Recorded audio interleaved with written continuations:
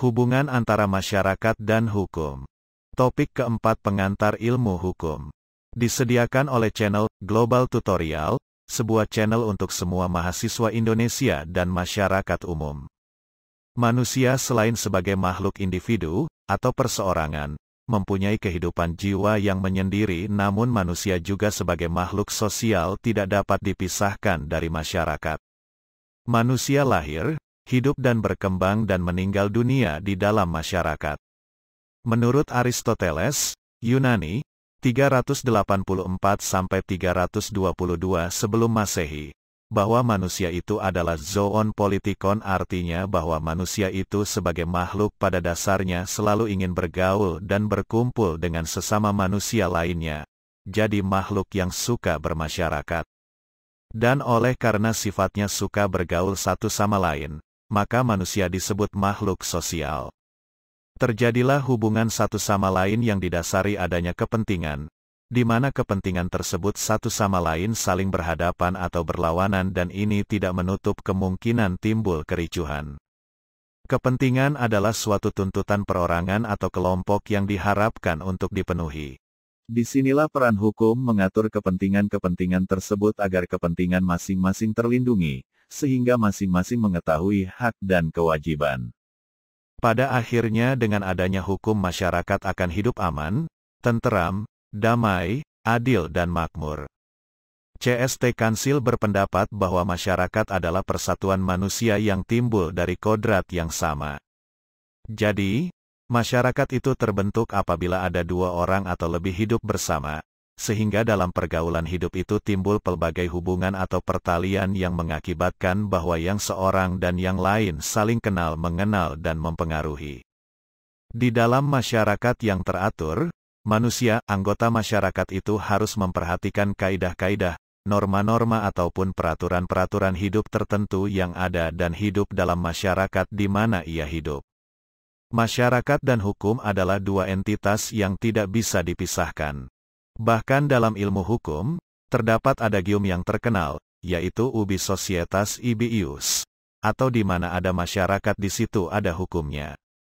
Artinya bahwa dalam setiap pembentukan suatu bangunan struktur sosial yang bernama masyarakat, maka selalu akan dibutuhkan bahan yang bersifat sebagai semen perekat atas berbagai komponen pembentuk dari masyarakat itu, dan yang berfungsi sebagai semen perekat tersebut adalah hukum. Kalimat bahasa Latin, ubi societas ibi ius, artinya, where there is society, there is law. Ungkapan yang tercatat pertama kali diperkenalkan oleh Marcus Tullius Cicero, atau 106-43 sebelum Masehi, seorang filsuf, ahli hukum, dan ahli politik kelahiran Roma. Dalam mata kuliah pengantar ilmu hukum diterjemahkan sebagai, di mana ada masyarakat, di situ ada hukum. Istilah ini pun masih berlaku hingga sekarang. Teori ini mengungkapkan konsep filosofi Cicero yang menyatakan bahwa hukum tidak dapat dipisahkan dari masyarakat. Kedamaian dan keadilan dari masyarakat hanya bisa dicapai apabila tatanan hukum telah terbukti mendatangkan keadilan dan dapat berfungsi dengan efektif.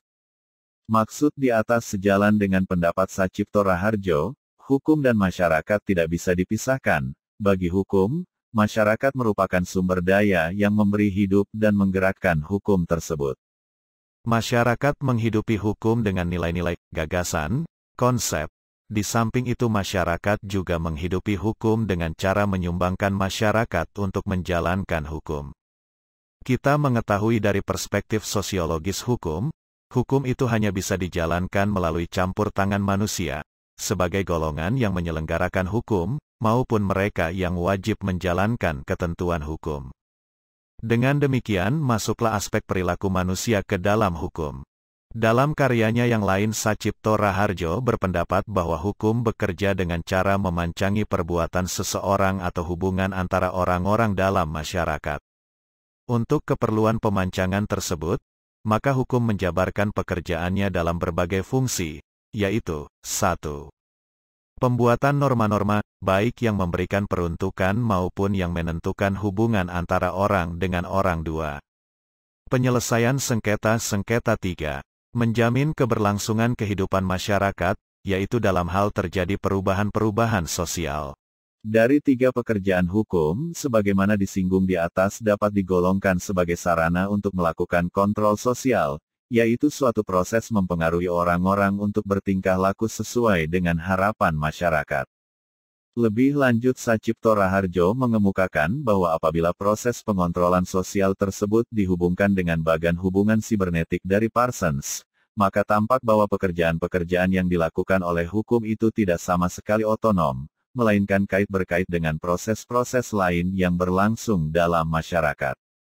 Artinya, baik hukum itu mengontrol maupun dikontrol oleh berbagai proses dalam masyarakat ikut serta bekerjanya hukum itu dikondisikan pula oleh proses-proses yang memuat energi lebih yang besar. Masyarakat juga berhakikat dasar sebagai makhluk sosial, mengingat manusia tidak dilahirkan dalam keadaan yang sama baik fisik, psikologis, hingga lingkungan geografis, sosiologis, maupun ekonomis. Sehingga dari perbedaan itulah muncul interdependensi yang mendorong manusia untuk berhubungan dengan sesamanya. Berdasar dari usaha pewujudan hakikat sosialnya di atas, manusia membentuk hubungan sosioekonomis di antara sesamanya, yakni hubungan di antara manusia atas landasan motif eksistensial yaitu usaha pemenuhan kebutuhan hidupnya baik fisik maupun psikis. Untuk mewujudkan keteraturan, maka mula-mula manusia membentuk suatu struktur tatanan, atau organisasi, di antara dirinya yang dikenal dengan istilah tatanan sosial, atau social order, yang bernama masyarakat. Guna membangun dan mempertahankan tatanan sosial masyarakat yang teratur ini, maka manusia membutuhkan pranata pengatur yang terdiri dari 2 hal, aturan, atau hukum, dan si pengatur, atau kekuasaan. Dari sinilah hukum tercipta. Untuk menciptakan keteraturan, maka dibuatlah hukum sebagai alat pengatur, dan agar hukum tersebut dapat memiliki kekuatan untuk mengatur maka perlu suatu entitas lembaga kekuasaan yang dapat memaksakan keberlakuan hukum tersebut sehingga dapat bersifat imperatif. Sebaliknya, adanya entitas kekuasaan ini perlu diatur pula dengan hukum untuk menghindari terjadinya penindasan melalui kesewenang-wenangan ataupun dengan penyalahgunaan wewenang.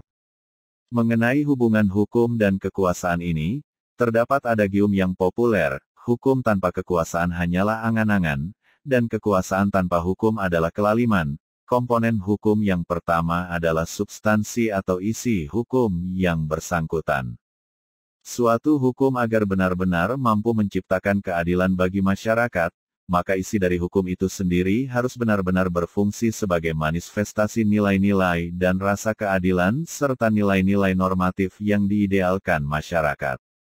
Di samping itu, agar hukum tersebut dapat berjalan, substansi hukum tersebut juga tidak boleh bertentangan dengan substansi hukum lain yang telah ada. Sehingga suatu hukum agar dapat bekerja, maka ia harus bersifat koheren dengan keseluruhan sistem norma sosial yang ada dalam lingkungan masyarakat yang bersangkutan. Komponen yang kedua adalah struktur, yaitu lembaga yang memiliki kewenangan untuk menegakkan hukum. Sebuah hukum, sebaik apapun substansi yang dikandungnya tidak akan mampu berjalan jika tidak ada lembaga yang memiliki kekuasaan untuk menjalankan hukum tersebut. Lembaga yang memiliki kekuasaan untuk menjalankan hukum ini terdiri dari setiap subjek yang memiliki kewenangan untuk itu, mulai dari instansi penyidik seperti aparat kepolisian, instansi penuntut umum seperti kejaksaan, dan pengadilan. Komponen yang ketiga sekaligus yang terakhir adalah komponen kultur atau budaya dari masyarakat hukum yang bersangkutan. Suatu hukum yang ideal adalah hukum yang merupakan produk langsung dari budaya masyarakat yang bersangkutan, sehingga sistem nilai yang diusung oleh produk hukum tersebut akan sesuai, atau karena merupakan manifestasi, dengan kesadaran nilai, atau value consciousness, yang dimiliki masyarakat. Dari penjabaran ini, maka diketahui bahwa kerja hukum sebagai alat pengaturan masyarakat adalah bersifat sistemis. yakni kerja sinergis yang sempurna antara komponen-komponen yang dibutuhkan agar tujuan hukum dapat terlaksana dan mencapai sasarannya, yaitu memberikan keadilan bagi individu-individu dalam masyarakat, yang satu sama lain tidak dapat dipisah-pisahkan, yaitu, substansi hukum yang baik, struktur hukum yang kokoh, yaitu memiliki kekuatan dan berintegritas, serta kultur yang kondusif, yaitu kesesuaian ideologi hukum dengan budaya masyarakat yang bersangkutan, untuk penegakan hukum tersebut. Hukum tidak dibuat melainkan tumbuh dan berkembang bersama-sama dengan masyarakat. Pandangannya bertitik tolak bahwa di dunia ini terdapat banyak bangsa dan tiap-tiap bangsa memiliki, Volgeis, jiwa rakyat. Safikni berpendapat bahwa semua hukum berasal dari adat istiadat dan kepercayaan dan bukan berasal dari pembentukan undang-undang. Latar belakang pendapat Safikni di atas timbul karena keyakinannya bahwa dunia yang terdiri dari bermacam-macam bangsa itu mempunyai Volgeis, atau jiwa rakyat, yang berbeda-beda yang tampak dari perbedaan kebudayaan. Ekspresi itu juga tampak pada hukum yang sudah barang tentu berbeda pula pada setiap tempat dan waktu. Isi hukum yang bersumber daripada jiwa rakyat itu ditentukan oleh pergaulan hidup manusia dari masa ke masa. Hukum menurut pendapat Safikni berkembang dari suatu masyarakat yang sederhana yang pencerminannya tampak dalam tingkah laku semua individu kepada masyarakat yang modern dan kompleks di mana kesadaran hukum rakyat itu tampak pada apa yang diucapkan oleh para ahli hukumnya. Masyarakat memberi hidup hukum sedangkan hukum mengarahkan masyarakat menuju tujuannya. Sebagaimana pandangan sosiologikal jurisprudence, hukum yang baik adalah hukum yang sesuai dengan hukum yang hidup di dalam masyarakat. Lebih jauh aliran ini berpandangan bahwa kaitannya dengan hukum yang positif, dia hanya akan bisa efektif jika selaras dengan hukum yang hidup di masyarakat dan pusat perkembangan dari hukum yang terletak di dalam masyarakat itu sendiri. Kesatuan hukum yang membentuk masyarakat hukum itu dapat berupa individu, kelompok, organisasi atau badan hukum negara, serta kesatuan-kesatuan lainnya sedangkan alat yang dipergunakan untuk mengatur hubungan antar kesatuan hukum tersebut itu disebut hukum, yaitu suatu kesatuan sistem hukum yang tersusun atas berbagai komponen serta diakui oleh suatu negara sebagai pengesahannya tersebut. Berikut tujuan adanya hukum bagi kehidupan masyarakat yaitu, 1. Sebagai alat pengatur tata tertib hubungan masyarakat, dalam arti, hukum berfungsi menunjukkan manusia mana yang baik, dan mana yang buruk, sehingga segala sesuatu dapat berjalan tertib dan teratur.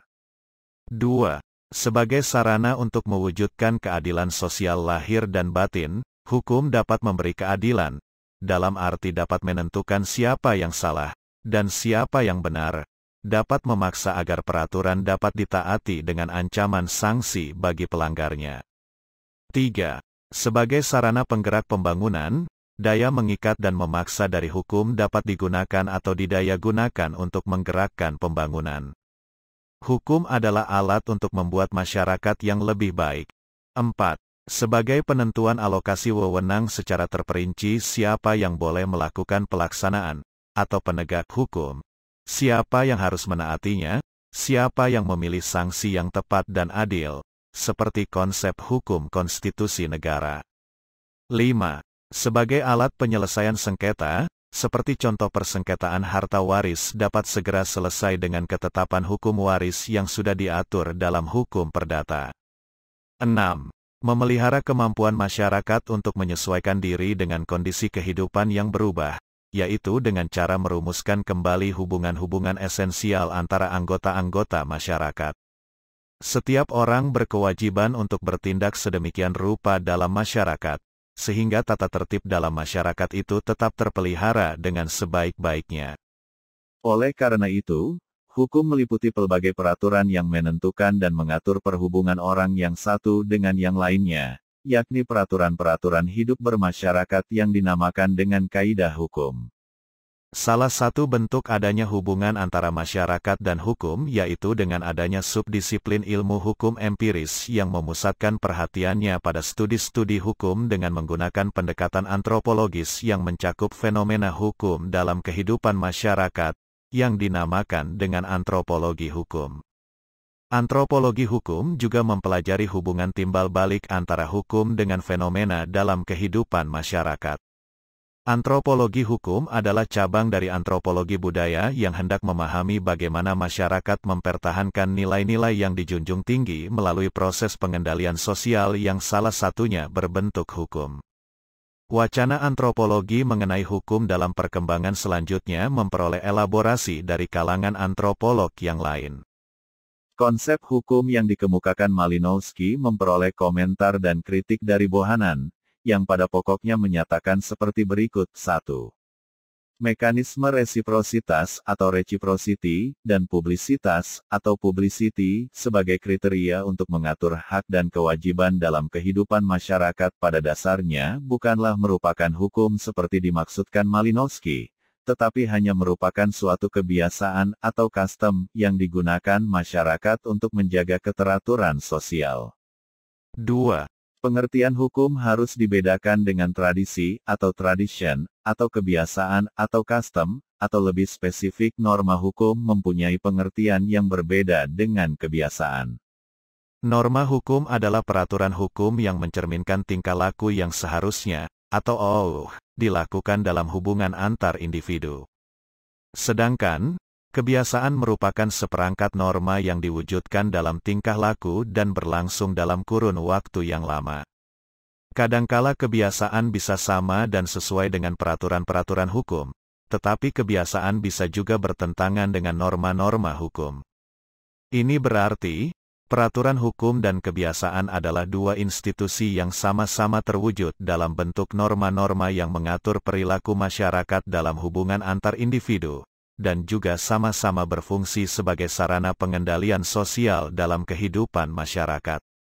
3. Kebiasaan dan peraturan hukum saling berbeda satu sama lain, karena kebiasaan terwujud sebagai institusi non-hukum dan peraturan merupakan institusi hukum, tetapi dalam masyarakat selalu ditemukan kedua bentuk institusi tersebut, atau institusi hukum dan institusi non-hukum. Norma-norma hukum dalam masyarakat cenderung mengabaikan atau menggusur atau bahkan sebaliknya memfungsikan keberadaan kebiasaan-kebiasaan sebagai institusi non-hukum dalam penyelesaian kasus-kasus sengketa yang terjadi dalam masyarakat. 4. Peraturan-peraturan hukum juga mengembangkan kebiasaan-kebiasaan sebagai institusi hukum melalui proses pelembagaan ulang atau reinstitutionalize, dan dinyatakan ulang atau restated, sehingga peraturan hukum juga dikatakan sebagai suatu kebiasaan yang telah dilembagakan kembali untuk tujuan-tujuan yang ingin dicapai hukum tersebut. Apabila dihubungkan dengan pengertian hukum yang dikemukakan Malinowski, maka peraturan hukum diartikan sebagai seperangkat kewajiban yang dipandang sebagai hak warga masyarakat dan kewajiban bagi warga masyarakat yang lain, yang telah dilembagakan ulang menjadi institusi hukum, untuk suatu tujuan agar kehidupan masyarakat secara terus-menerus dapat berlangsung dan berfungsi dengan keteraturan yang dikendalikan oleh institusi hukum. Karena itu, dikatakan bahwa resiprositas berada pada basis kebiasaan, tetapi kebiasaan yang telah dilembagakan sebagai norma hukum melalui tahapan yang disebut double institutionalization of norms. Pengertian hukum yang dikemukakan Malinowski dipandang terlalu luas, sehingga hukum yang dimaksudkan juga mencakup pengertian kebiasaan-kebiasaan, atau customs, dan bahkan semua bentuk kewajiban-kewajiban yang berhubungan dengan aspek religi dan juga kewajiban-kewajiban yang bersifat moral dalam kehidupan masyarakat.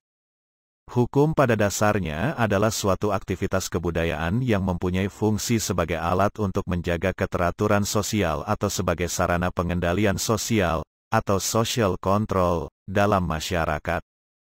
Karena itu, untuk membedakan peraturan hukum dengan norma-norma lain, yang sama-sama mempunyai fungsi sebagai sarana pengendalian sosial dalam masyarakat, maka peraturan hukum dicirikan mempunyai 4 atribut hukum, atau attributes of law, yaitu, 1. Atribut otoritas atau attribute of authority, yaitu peraturan hukum adalah keputusan-keputusan dari pemegang otoritas untuk menyelesaikan sengketa atau ketegangan sosial dalam masyarakat, karena adanya ancaman terhadap keselamatan warga masyarakat, keselamatan pemegang otoritas, atau ancaman terhadap kepentingan umum. 2. Atribut dengan maksud untuk diaplikasikan secara universal, atau attribute of intention of universal application, yaitu keputusan-keputusan dari pemegang otoritas tersebut dimaksudkan sebagai keputusan-keputusan yang juga akan diaplikasikan terhadap peristiwa-peristiwa yang sama secara universal. 3. Atribut obligasi, atau attribute of obligation, yaitu keputusan-keputusan dari pemegang otoritas tersebut mengandung suatu pernyataan bahwa pihak pertama memiliki hak untuk menagih sesuatu dari pihak kedua, dan pihak kedua mempunyai kewajiban untuk memenuhi hak pihak pertama tersebut sepanjang mereka masih hidup. 4.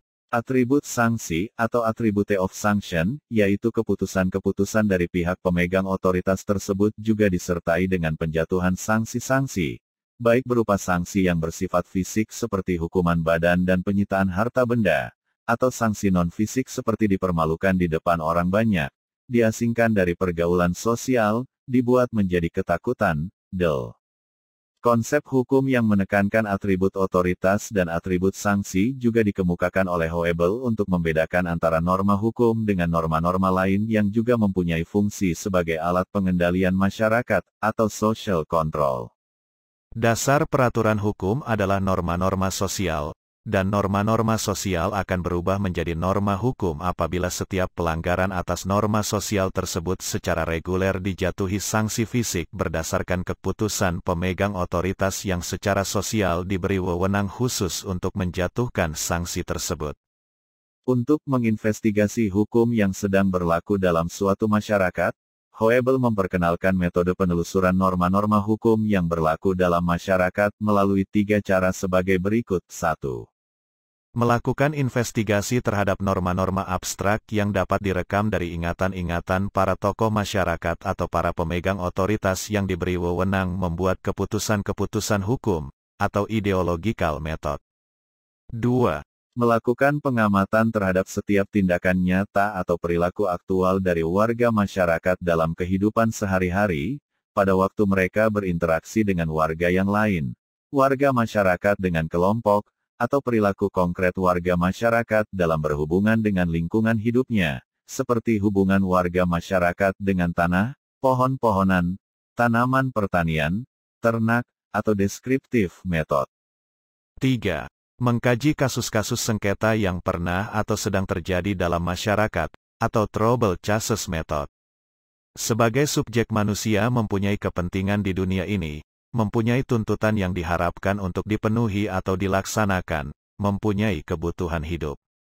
Sejak manusia dilahirkan sampai meninggal, sejak dulu sampai sekarang, bahkan di waktu mendatang, di mana-mana, yang mampu maupun yang tidak mampu, manusia selalu mempunyai kepentingan, mempunyai tuntutan atau kebutuhan yang diharapkan untuk dipenuhi.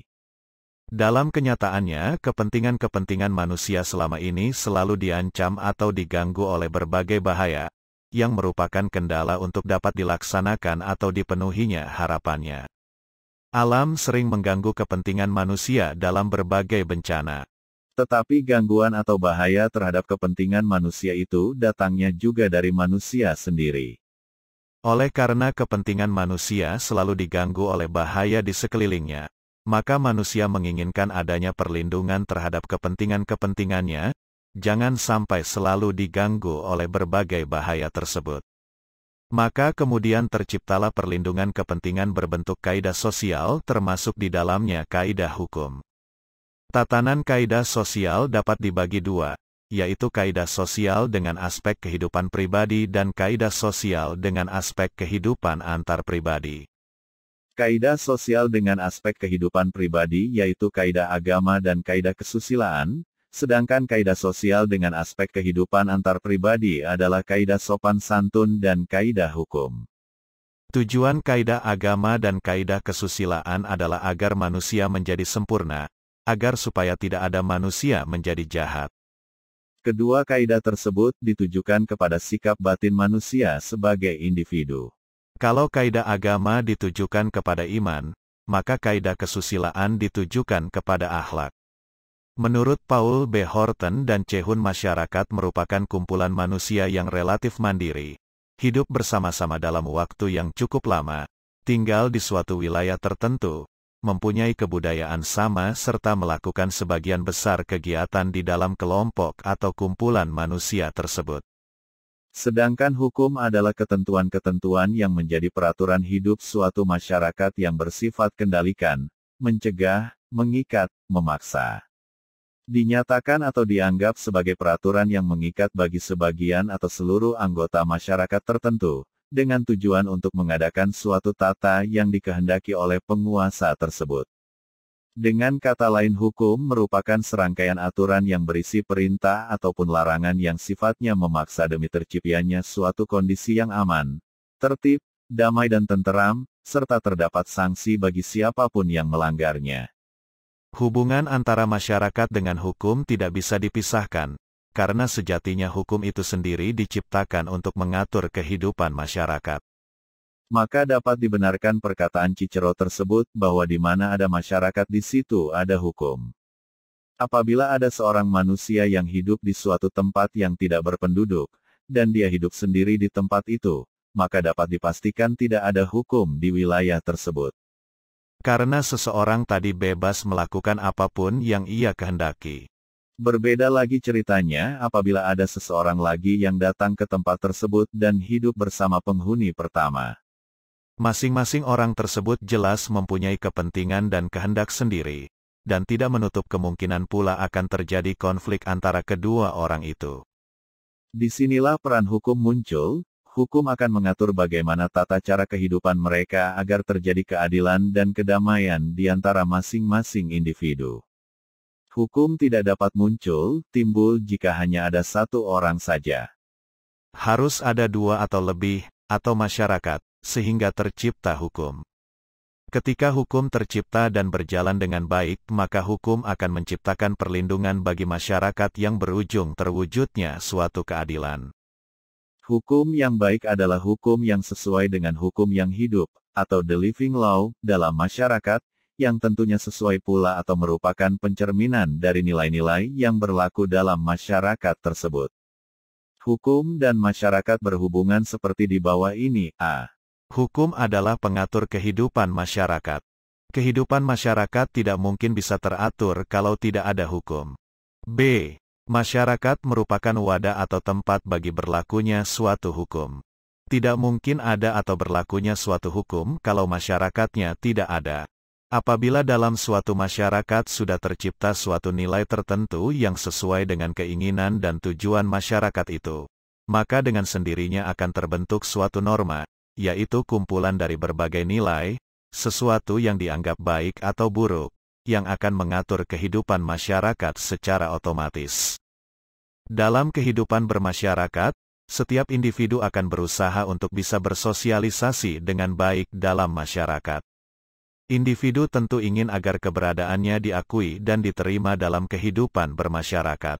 Untuk dapat masuk dan hidup dengan baik dalam suatu masyarakat tentu diperlukan suatu adaptasi atau penyesuaian dari individu agar sesuai dengan tata cara atau norma dalam masyarakat tersebut. Dalam suatu masyarakat itu tentu menganut suatu nilai tertentu yang dipandang sebagai suatu hal terbaik dalam kehidupan bermasyarakat. Dan apabila ada individu ataupun suatu kelompok yang ingin masuk dalam masyarakat, tentu norma itu akan menyeleksi dengan sendirinya mana yang bisa masuk dalam masyarakat itu. Selain itu, norma tersebut juga akan menguji apakah suatu individu atau kelompok itu bertahan dalam kehidupan masyarakat tersebut. Norma yang saat ini berada sudah berkembang lebih luas lagi. Bahkan apabila ada suatu norma yang tidak resmi, kini mulai dikukuhkan sebagai aturan yang tertulis sebagai suatu cara untuk mengendalikan suatu perilaku individu dalam masyarakat agar tercapai suatu masyarakat yang baik. Norma yang berlaku juga dibagi berdasarkan kekuatannya masing-masing dalam pemberian sanksi. Norma yang paling dikenal sebagai aturan tertulis yang memiliki kekuatan dalam pemberian sanksi secara tegas adalah norma hukum. Suatu aturan dibuat untuk mengatur individu agar sesuai dengan harapan masyarakat. Walaupun suatu aturan itu dibuat sebenarnya seperti penjelasan di awal, norma atau aturan itu sudah terbentuk dengan sendirinya dalam suatu masyarakat sebagai suatu ukuran. Jadi sebenarnya suatu aturan hukum itu pun sudah ada dan melekat dalam setiap individu. Namun biasanya hal itu diacuhkan oleh suatu individu. Jadi hukum tidak bisa dipisahkan dari masyarakat. Karena hukum itu membutuhkan masyarakat dan masyarakat membutuhkan hukum. Apabila hukum tanpa masyarakat, maka untuk apa hukum itu dibuat? Begitu pentingnya hukum, jadi apabila masyarakat tanpa hukum, apa jadinya suatu masyarakat itu? Setiap individu akan bertindak sesuai dengan keinginan masing-masing tanpa peduli orang lain dan kepentingan orang lain. Hal ini mengingat hukum dipandang sebagai gejala sosial yang tumbuh dan berkembang sejalan dengan kebudayaan masyarakat. Sedangkan bila semua orang saling tidak peduli akan orang lain terlebih dengan orang di sekitarnya, maka tidak akan terjadi kontak atau interaksi. Apabila tidak terjadi kontak atau interaksi, maka tidak akan terbentuk suatu masyarakat. Jadi masyarakat tanpa hukum sangat tidak mungkin terjadi, apalagi hukum tanpa masyarakat. Karena dari hukum pun masyarakat terbentuk dan dari masyarakat pula hukum itu terbentuk. Di dunia ilmu hukum terdapat dua kelompok besar yang memahami pengertian mengenai hakikat hukum, yaitu mereka yang memahami pengertian hukum dari sudut pandang sosiologis, dan yang memahami hakikat hukum dari sudut pandang normatif yuridis.